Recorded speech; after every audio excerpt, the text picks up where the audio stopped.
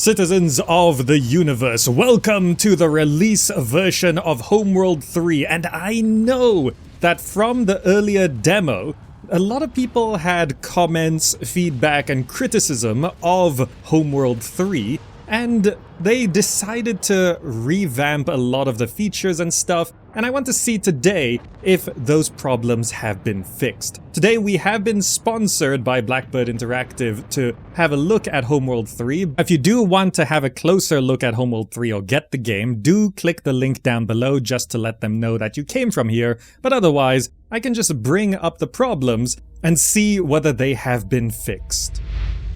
Alright, so the first thing that I know everyone is asking, if you haven't seen it already, the mothership is horizontal, and a lot of people are upset at this. They're so angry. Don't worry, there is a button to rotate the mothership so it can be vertical. I just wanted to get this out of the way first because so many people are upset at this. It is now default horizontal, but you can see it can be vertical. If you want it to be vertical, it can be vertical.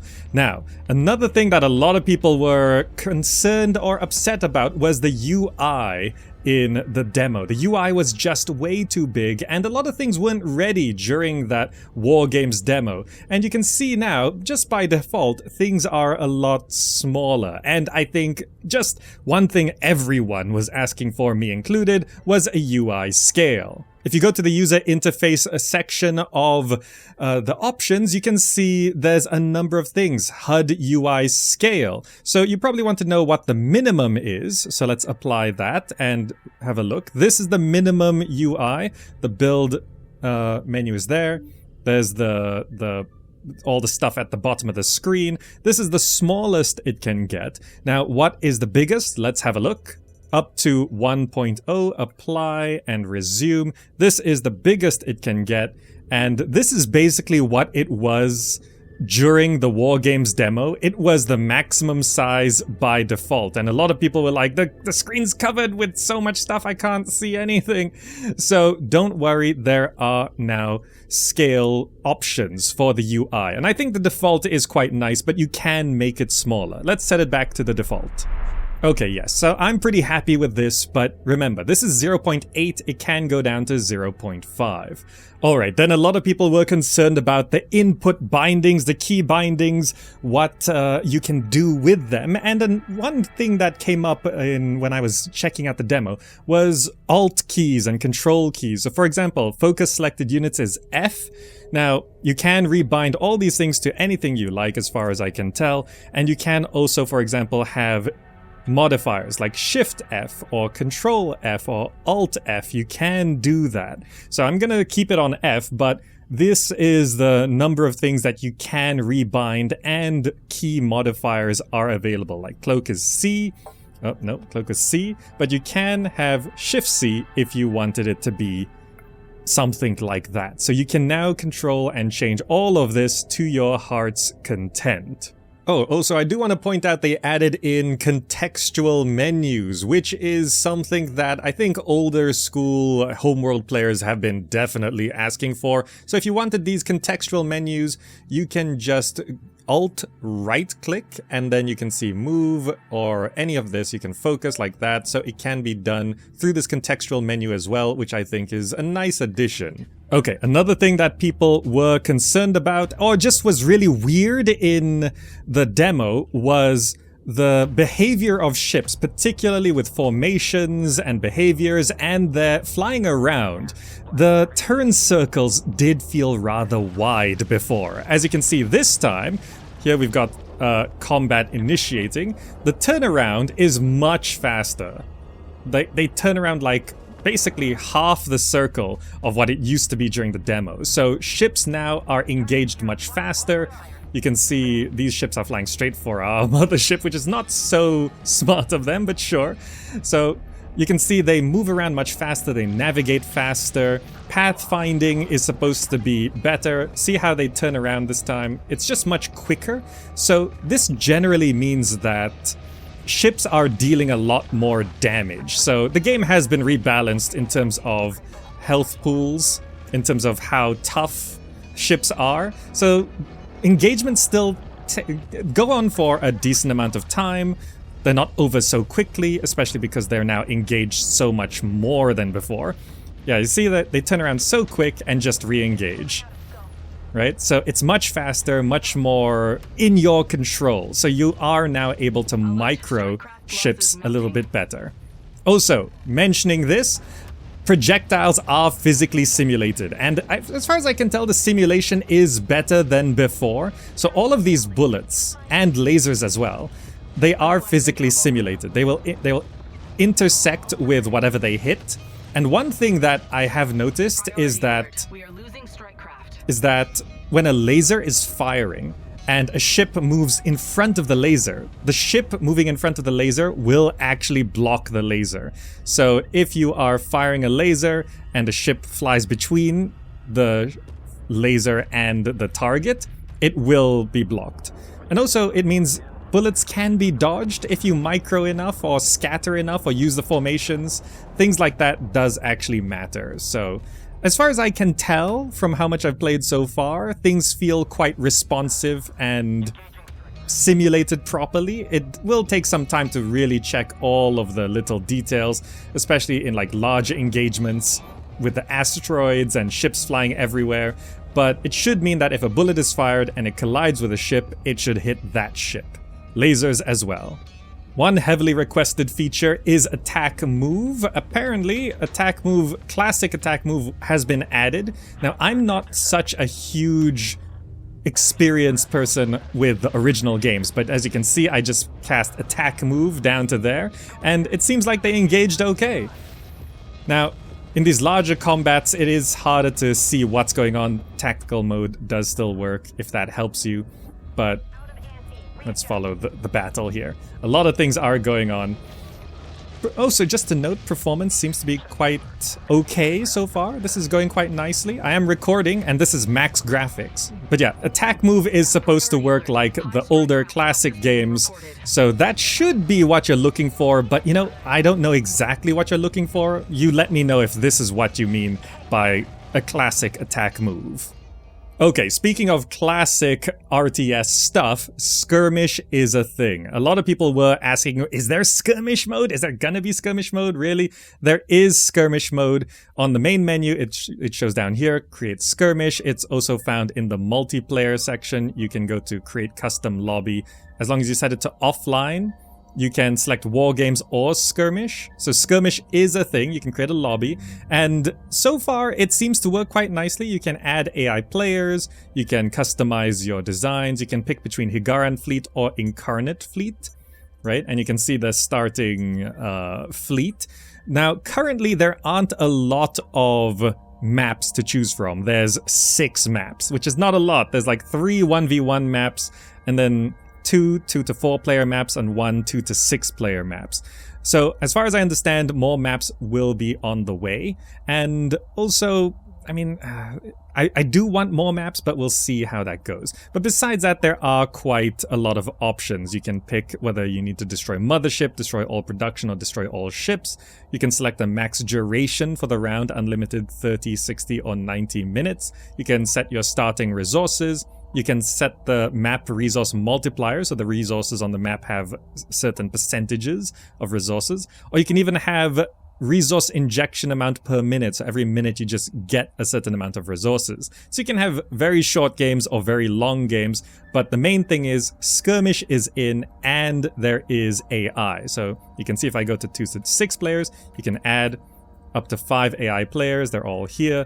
You can set them on separate teams, or you can ally up and have, you know, a 3v3 or a 2v2 or any kind of setup you like here. AI does also have difficulty with easy, standard, or hard. It doesn't specify here exactly what it means by easy, standard, or hard, but I can tell you I can beat easy, and I'm about as good as standard right now, so it does change the difficulty at the very least. Now, on the topic of skirmish maps and just matches in general, if you go to Extra up here, there's also game replays, which is a nice addition. Not all RTS launches with replay systems, but there's a little bit of a caveat here. So let me load into a replay here. and it does record the match in general. Now, it does allow you to follow a player's camera, but right now at the time of recording, it seems to be a little bit buggy in terms of how it follows a player's camera. Hopefully that's fixed soon. Now, you can go to free camera, but in terms of settings for the replay, this is a match I played with just AI. It's a 3v3 with AI. Now, one problem is, you might have noticed, everything is considered neutral.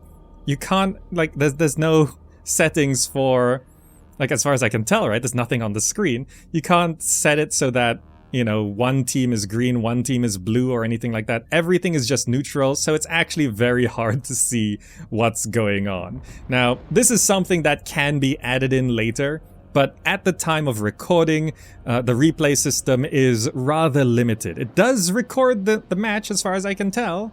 You know, you can see all the ships flying around. Now, I sat here for a long time doing not all that much, producing more resource controllers. Look, there they are.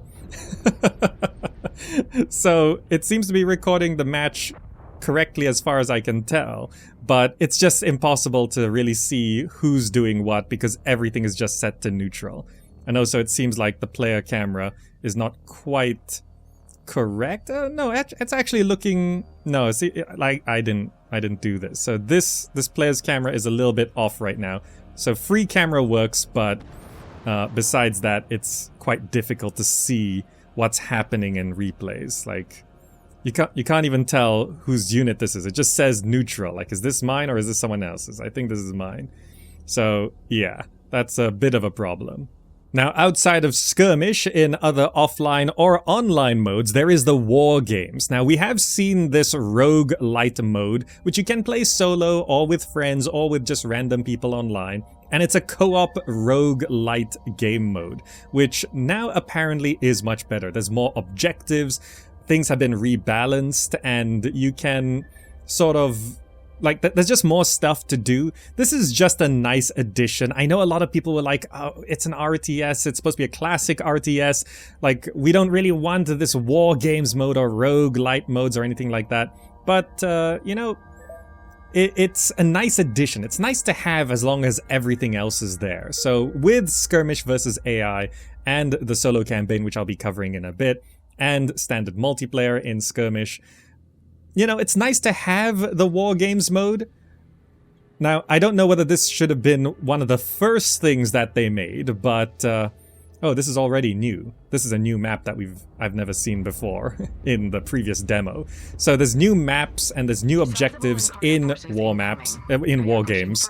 So it's just nice to have more variety, especially if it's supposed to be a mode that's supposed to be played again and again and again. More options, more settings, more maps, more objectives. It's nice to have. But again, like, this is nice to have, but I wouldn't say it was a must to have. But yeah, I like that it's there.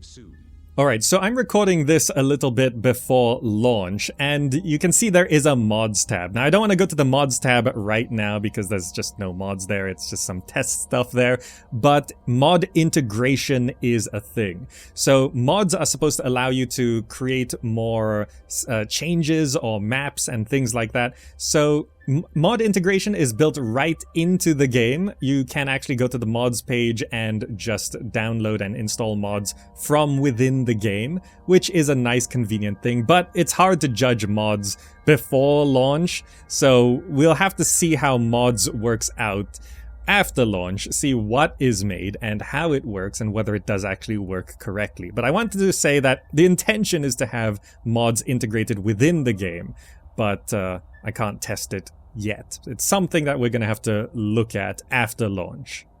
A big note I have to talk about is the performance and optimization of the game. During the demo, things got pretty heavy when it got to a lot of ships on the map. Right now, it does seem more optimized than what it was before, but I've been experiencing an occasional stutter.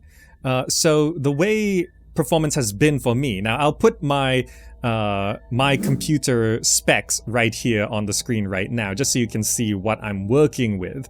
Now, what I'm recording right now, so it's taking some of my resources. But when I'm not recording, I'm getting between 35 to solid 60, depending on the type of map we're on. Frames per second, I mean. 35 to a solid 60 frames a second when I'm on different maps. Some maps are extremely detailed with a lot of lighting effects, and it can slow down to like 35 frames a second. Other maps, it's just solid 60 throughout. This is on maximum graphics settings. So if you go to video, there's a lot of graphics settings you can see. I'm locking it to 60 because videos are just recorded at 60 frames a second, so there's no point me going higher than 60. There is HDR, there's what I like is this resolution scaling. Now, if you don't know what resolution scaling is, it's a kind of a new approach to graphics settings, and we're seeing this more and more in games where you can lower the resolution of the gameplay window, but it doesn't lower the resolution of the UI. So you can, for example, play the game at 720p, but your UI is still at 1080p, which I think is a fantastic option to have. Now, quality options, I'm playing on Epic. I have tried dropping it to low to Epic, and it doesn't seem to change the number of frames I'm getting too much. So I think it is just some maps are heavy and some maps are not. However, I have occasionally had a stutter. So particularly when the game state changes in the campaign, where like a new objective comes in or something new spawns, there's sometimes an occasional freeze or stutter for like a quarter of a second, you know, and it can throw you off a little bit, but it's not too bad. Outside of those stutters, I've been experiencing pretty smooth gameplay. I will be jumping into the campaign to show you that, because especially the first mission of the campaign is very heavy graphically. They try and blow you away with the graphics on the first mission, so I'll show you that in a minute. Also, in terms of options and settings, this is something I always get into. Audio options, I would really love a couple more audio sliders. So for example, speech should be split to dialogue and unit responses, and maybe even like status updates. So for example, in the campaign, there's dialogue and, you know, characters actually speaking and giving you the briefing and talking to each other. But then there's the unit responses. When you tell a unit to move, they go like, yes sir, moving out. That stuff. That should be a separate audio slider for sure. And also I could do with maybe the status updates, you know, for example, a resource collector has been destroyed or units have engaged. That stuff could so speech audio volume could actually be 3 separate audio sliders, plus just something that pretty much no game ever adds and I always ask for is a cinematic audio slider. I could really do with a cinematic audio slider because quite often I want the cinematics to be loud. I don't talk during the cinematics, I want that loud, but usually I want the game audio much lower. So I tend to keep the dialogue loud and the cinematics loud and everything else turned down, but right now I'm not sure if the cinematics are tied to speech or tied to music. I think cinematics are tied to speech, or it's just tied to overall. Sometimes it's like that. And also speech audio volume, you know, I like the dialogue loud, but then, you know, a lot of the other dialogue is just too loud for me. So I could do with another 3 more audio sliders here. If that could be added in, that would be a criticism of mine. And also, I should mention that Denuvo is still a thing. Now, this is something that is just informational at this point. Now, in terms of performance, I can't really tell whether it's affecting anything. As far as I can tell, no, it's mostly to do with the graphics, but it should be informational that Homeworld 3 is using Denuvo. You can do with that information what you want. That's just me telling you that it is a thing there. I know some of you have very strong opinions about Denuvo, so I want you to know that this is using Denuvo. Then we can talk about the single-player story campaign. As you can see, I've played a little bit of it to get a sense of it. Now, one thing you should know that there are mission settings for the campaigns. There are difficulty. You can customize it this time. So you can see there's story, easy, medium, hard, or custom. Custom, you can customize fleet difficulty, your enemy fleet difficulty. So this is like the strength of your fleet, the strength of the enemy fleet, custom unit spawn difficulty. So that would be special things spawning. Timer length, if there's ever timers, which I assume there are since this is a setting. Mothership invulnerable, you can turn it to yes or no, so your mothership can actually be invincible. Fleet is invulnerable, you can make all of your units invincible. You can have infinite resources, instant production, instant research, fleet repair scale, so when you're repairing you can customize it to 0 to 1. Production speed multiplier, research speed multiplier, you can speed it up to 5 times faster. All of these options are great to have. Use default fleet for mission. So the way the campaign works is there's the persistent fleet. So when you build ships and stuff and then you go to the next mission, it carries your fleet with you. So if you build, for example, 5 resource harvesters on the first mission, and then you go to mission 2, you start with 5 resource harvesters, right? Or you can do default fleet for each mission, where every mission you start with a default fleet. This would be sort of maybe a more balanced challenge run. You can't stock up on your fleet beforehand, you know, but it depends how you want to play. So there are general settings here from story, easy, medium, hard. Now I'm just leaving it on medium for now. I think if you go to hard and then custom, just want to check. No, so custom is custom. So medium I think is just a nice gonna start how that works. And you can toggle the persistent fleet independently of the preset. So I'm gonna leave it on medium for now. And we're going to jump into the first mission. Now, this is classic RTS. So the first mission in classic RTSs are always kind of a tutorial. The tutorial is quite comprehensive, but if you skip the tutorial and jump straight into mission 1, it's going to be tutorialized anyway. So if you're a Homeworld pro, then you could just jump straight into mission 1. I'm going to press start mission. We're going to watch the intro cinematic, and then I'm going to play through mission 1 just to do a stress test for the graphics and stuff like that. And then after that, I'm going to have a separate video outside of this video where I'll be playing through more of the campaign. So if you want to see more of the campaign, be sure to check the next video on this channel. All right, let's go ahead and start mission.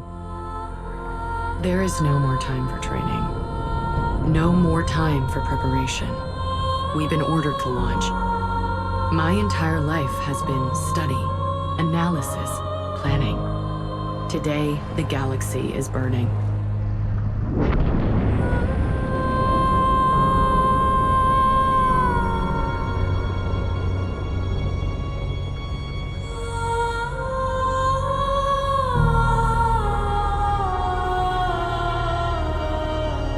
My name is Imogen Sajet.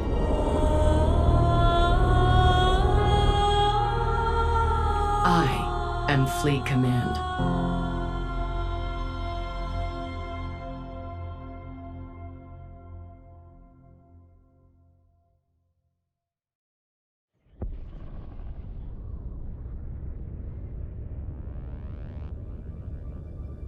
Well, that's an intro to Homeworld 3. Now, in terms of the story and the cinematography and all of that, that is going to be up to you. Do you think it's good enough? Standing by to begin calibration. New assignment confirmed. The Carcushan is on station. Fleet control systems loadout commencing now. Sensors. Control. Objectives. Resource. Build and research. Launch. Selection. Command. Ah, nice way to tutorialize the interface, huh? Fleet intelligence online. Status report. High-end operations looking better, but I have half-dozen software constructs going into chaos spirals. Give me 5 minutes to clamp down the logic loops. Would be better in 2, Command. Are we mission capable? Sorry, Intel, but I've got reds and resourcing systems right now. There's nothing to check flow with. We need to harvest something, anything. How is that just coming up now? I'm doing what I can with what we've got. I don't even have a full construction bay yet. Understood. Higaran Command, this is the Carcushan. Initiating comms. Link Beta Beta Iota 2-0. Acknowledged. Comms locked. Gamma Beta Omega 2-4. Proceed. Secure comms established. Kushan proceeding to Resource Storage Area Alpha. Okay, so you can see this is the first mission. It's pretty tutorialized, and performance on this map is sort of quite Sensors manager heavy. online. This map is quite detailed. So this is I will monitor pushing my sensor computer. data and manage all mission objectives. Move the mothership into the designated area to begin testing. So this is pretty much the worst performance I get when playing this game so far, and you can see it's pretty smooth, right? We're getting, you know, at least over 30 frames, and quite often, you know, it is reaching 50 plus 60 frames. But you might notice the occasional stutter when things happen. So we're just gonna go through this because you can see all this detail down there. All this stuff on this planet's surface. Flight maneuvers engaged. Engine capacity ramping to maximum. Propulsion operating within specs. Even at Atmo, check that box. It's good. You know, you can see how Confirmed. much lighting Positional and tracking detail goes verified. into all of this stuff. So this is the most performance demanding map I've been on so far. Resolve your resourcing issues as soon as possible. We need you mission functional. Karkushan, this is Resource Controller Alpha 12. RCA 12, Karkashan. Transfer confirmed. Good to have you. Order the resource controller to begin harvesting operations. So the UI has received a number of improvements as well. You can see there's objectives, population, events, even speech is up here. Timer is up there. There is speed control. You know, you can, you know, control speed down to 0%, 25, 50, 75, 100 with the mouse wheel. A lot of things, very importantly, can be controlled with the mouse only. You can toggle tactical view from there. Here you can see select resource controllers. You can select only the idle ones or all of them. So if you have... Oh, did you see that quick stutter there? When I hit the objective? That quick stutter is like the worst performance thing so far. So I wanted to point that out. It was just like a quarter-second stutter, and it seems to be when you hit objectives or things change. So let's select our resource controller. I think a lot of people complained about the key bindings. Now remember, all these key bindings should be rebindable. So for example, find nearest resource is bound to H. Let me just check under settings, under input bindings. Let's see, there's a lot of stuff here. Unit abilities, attack, move, guard, stop, patrol, harvest resource. It is rebindable, you know, so I could, for example, set it to Shift H and apply settings, which is, I would not really want to do that, but let's say, so it doesn't show that, does H still work here? No, H doesn't work, but if I Shift H, yeah, that works. So key bindings do work. Let me set that back because that's not what I want it to be. That's yeah, just set it back to H. Thank you. So key bindings do work with the key modifiers. You know, focusing is quite nice. A lot of people still ask whether you can follow and focus on a ship. You can. That's still definitely a thing. It does look like they fixed the jet streams coming out the back. During the demo, these jet streams were coming out straight instead of angled, so that seems to be fixed as well. They got these little in-game cinematics when you do achieve certain objectives, which is a nice touch. They like showing off the lens flare. They love showing off the lens flare. Any update on our absent production module? Waiting on a solve from Higaran Command. You'll be second to know. There's the lovely lens flare of the sun. They love showing off the lens flare and the lighting effects. So many of the cinematics just angle to make sure the lens flare is in Mission frame. successful, but we've got no flow-through fleet. Copy engineering. I have code agents in your system. There's some sort of back pressure pre-storage. Wait, I got it. Thanks, Command. Alright, so we're just collecting some resources. First mission is always tutorialized. Because, you know, I know a lot of people do just skip the tutorial, right? My boards now show full flow to fabricators. Nice work, engineering. Higara Command. Resourcing issues resolved.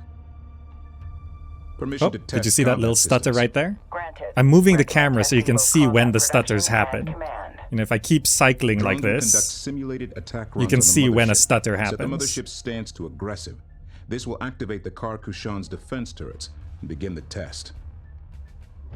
Okay, defense turrets. So yeah, those occasional stutters seem to be the only thing that really kind of gets me right now in terms of the gameplay experience, in terms of any kind of negativity.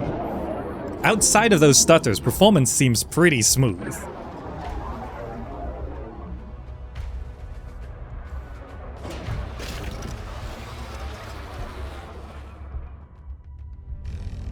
The mothership is under simulated fire.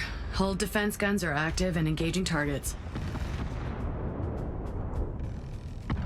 Explosions continue to look good.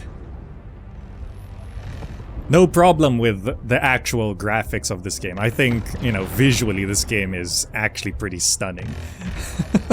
Like, even when you're out in the emptiness of space, it does look good. I know I was joking about the lens flares earlier, but... Mothership hull turrets calibrated. I do actually think it looks good. RU's flowing to support fabricators. Strike craft production is optimal as it's going to be until we get a full capacity production module. Bring our recon squadron to full strength. Prepare to engage target drones. That we can do. So we need to build 5 recon drones. Oh, we got to research first, right? Of course. So, because this is tutorialized, even the first thing is needs to be researched. There's a reverse manifold installation and resource transfer conduit 136. You've got 30 seconds before I start thinking about whose fault that was. There's a big hole in our ship. I don't think the ship is quite complete yet. Okay, so let's train up 5 recon ships. Recon trains pretty quick. UI does show the production of individual ships and total ships. Very nice. Do a little loop-de-loop. Do a barrel roll. Combat telemetry. Stand by to receive data. Telemetry standing Okay, by. I'm continuing to move the camera so you can see when stutters happen, because I think that's quite important. I know I'm on a pretty beefy setup. Oh, you see that? Yeah, it is when objectives come in. Recon production complete. Target drones have been positioned ahead. Engage with the recon fighters. Let's do this by the books. Nothing fancy. Okay, now there's a key to select all units. Go kill them all. If you control drag, that's a attack command. And you can see the new... Oh, let's set them into formation. Aggressive as well. There we go. You can see how they move now. Pathfinding so far, I've found it to be pretty good. It's better than the demo. Though sometimes when you're telling units to fly through like asteroid fields and stuff like that, they can get a little bit confused going through complex asteroids or large obstacles, or like if there's like a wall between you and another ship. It can take them a little bit to figure it out, but they do actually figure it out, so there's that. But for the most part, pathfinding seems to work quite well. It is better than the demo. Objective complete. Okay, let's see if we can bring our birds home. Dock strike craft. No problem. Auto land guidance implemented. Landing bay 1 and 2 now cleared.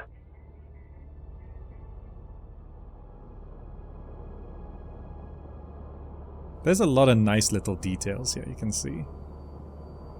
That planet. All this stuff.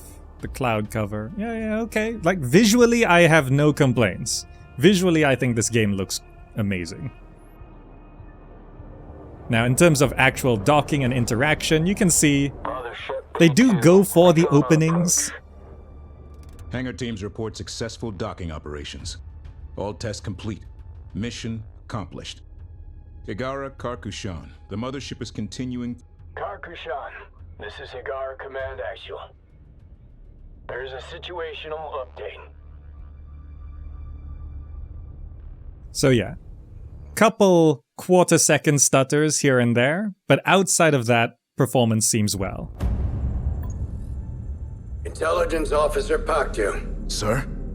Consider this briefing to be under the Sunrise on Carrick protocols. There will be no more communication from Higara, and you are to remain calm silent until mission completion. Acknowledged. We are in the middle of an unfolding crisis. No matter what you may have heard, I assure you, it's worse. The following events occurred simultaneously, across multiple major systems, adjacent to the anomaly region.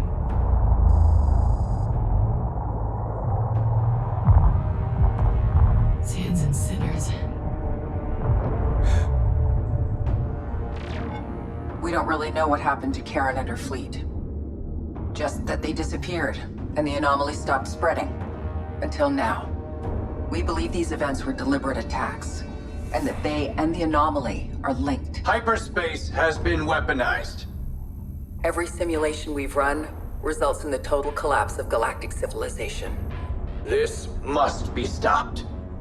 First, we need you to access Facility 315, where a prototype production module and supplies are in storage. We have traced the gate power flow to the Noctua 27 system, which appears to be the focus of the anomaly. You will make best speed to the Noctua 27 system. Is that understood? Understood. Until the protocols are lifted, nowhere is safe. Are you certain? Admiral out. Sir. Confirmed, Igara. Sitchinsa, are you sure this is the optimal path? This ship is not ready. I'm not prepared. Imogen, the galaxy is not the laboratory. Karen knew this, and it allowed her to succeed where other Sejets might have failed. I'm not Lady Karen. You must see in yourself what countless others do. My precious granddaughter.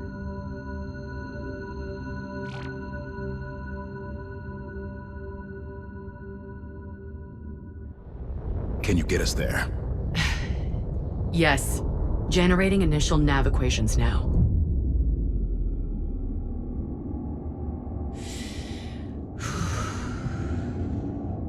Hyperspace jump protocols initiated. Lowering damping fins. Funneling navigation construct to course. Course, spooling to speed. All hands, prepare for hyperspace jump.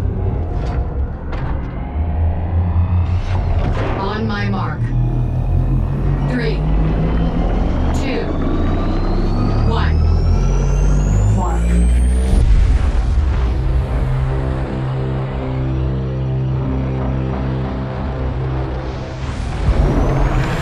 Alright, that's gonna be it for our first look today. I will be continuing the campaign, so if you want to see more of the campaign, be sure to catch the next video about Homeworld 3 on this channel. I will be playing a lot of the campaign. So far, I'm enjoying the story and enjoying the game in general. But does this mean that Homeworld 3 fixed the problems? That really depends on what you considered to be problems. I've shown you quite a bit, and I've shown you what I considered problems and fixes to what I thought were problems. But has it fixed the problems for you? What were you looking for? What were you annoyed by? What did you not like? And what did you like? So you can let me know down below so that I can keep an eye on more of what you were looking for and what you are concerned about. If you have any questions about Homeworld 3, you can ask down below. I can just jump into the game and check it for you before you get the game yourself. But besides that, you know, this has been a look at a number of problems and Homeworld 3's attempt to fix them over the last few months. Is it enough? Let me know. Now, thank you so much to Blackbird Interactive for sponsoring us today, allowing me to have an earlier look at this game and preparing this video for you so you can see what it is before jumping in.